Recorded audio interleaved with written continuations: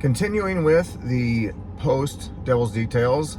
So I'm going to do two things today. I'm going to talk about automation and my kind of philosophy on how it applies to the gym, how it is useful and not useful.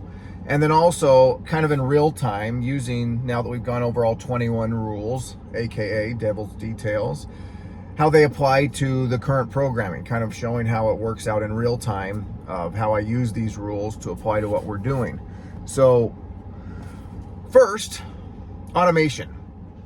So I think we all know this. As things have gotten more and more technologically advanced, more and more of what we do is automated, and that allows us to be more efficient. This is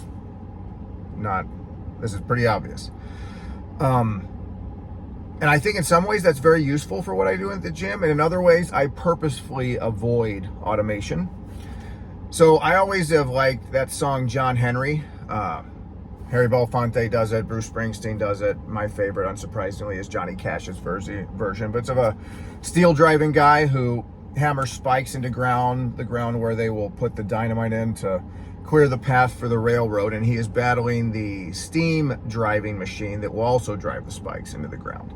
And John Henry and the machine have a contest to see who can drive more spikes. He wins, but dies in the process. And I've always been very much I'm team John Henry on that. I like doing things the manual way myself too. When I'm working in the yard or in the garden, I like hoofing stuff around in the wheelbarrow or carrying buckets of water. There are exceptions to this with automation. I do love my chainsaw, and I was using it yesterday quite a bit. But I like to use the axe too, even when I don't have to.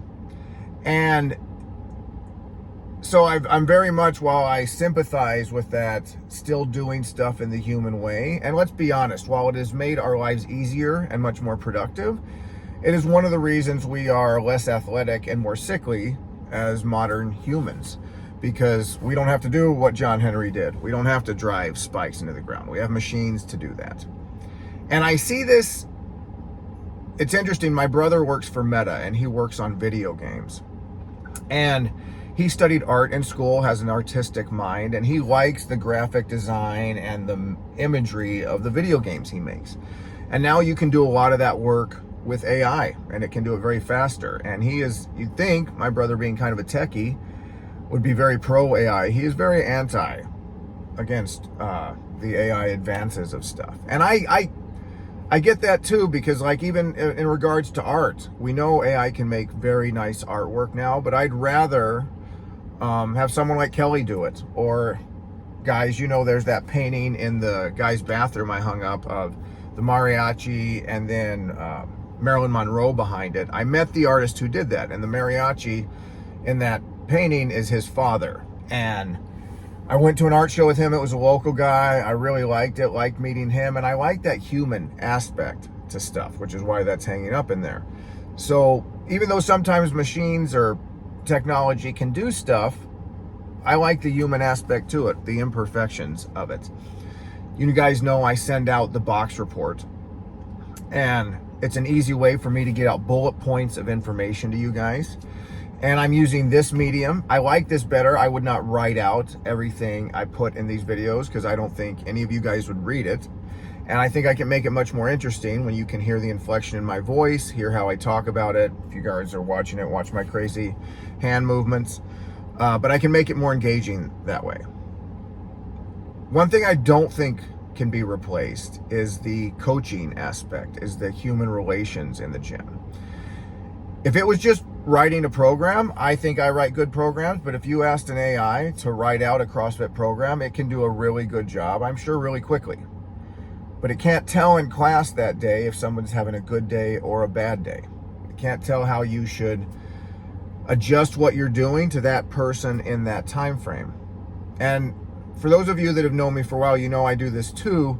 Anytime I'm going to have a conversation of meaning, if it's just scheduling or anecdotal or, quick stuff about the gym, yeah, we can text, talk, that kind of thing. But if it's any kind of conversation, good or bad, anything of substance, I want to do it in person. I want to look at you in the eye. I want you to be able to see me. I want to hear the tone of your voice. I want to see the expression on your face. And even if there's an issue or something to talk about. I get very impatient and want to do it right away. But at the same time, I will wait, and you guys know this. I'll be like, hey, let's meet for coffee. Let's meet at the gym. Let's meet offline and talk in person, because I don't think there's any replacing that. And so as much as possible at the gym, I avoid automation. I avoid systematizing stuff, whether it's dealing with you guys, dealing with the coaches. I want to do it manually. I want to do it person to person, even if that takes more time or you have to delay it out to do that, because I think that's the part of this that is irreplaceable. So you'll see that with me, guys, that while I use these systems and mediums and they help a lot with the busy work at the gym or just getting stuff out, that the relationship side can never be replaced. And I'm glad. That's why I love what I do, is I get to interact with you guys on a personal level. So switching gears from that to the 21 Devil's Details. So the second rule, Devil's Details 2, was talking about, and I'll put the links to these old Devil's Details in the description under this video if you want to go back and review. But it talks about review to preview, that we use the old strength movements, strength cycles we've done in the following workouts. And it is no coincidence that yesterday, Andy, the hero WOD we did, which was a doozy, had sumo deadlift high pull in it. We just finished a sumo deadlift cycle that is like the strength movement, and I'm now applying that as a power movement with the high pull into yesterday's workout. And so that was conscious when I'm picking what's a good workout to do. There were a lot of factors involved, but that was definitely one why Andy got picked, because we had just come out of that sumo deadlift cycle. And then this was kind of a gap week in between our strength cycles. So when I do that, I'll throw in a random kind of strength work to do, and I will usually default to some type of a squatting movement, just because I think it's great to always work on strength on a squatting movement. So tomorrow we're doing a kind of classic 5x5. Mark Ripito would be proud, 5x5 back squat. But then going into next week, we're doing, let me get this out right, front foot elevated, no, let me say this again. Front rack, front foot elevated, reverse lunges.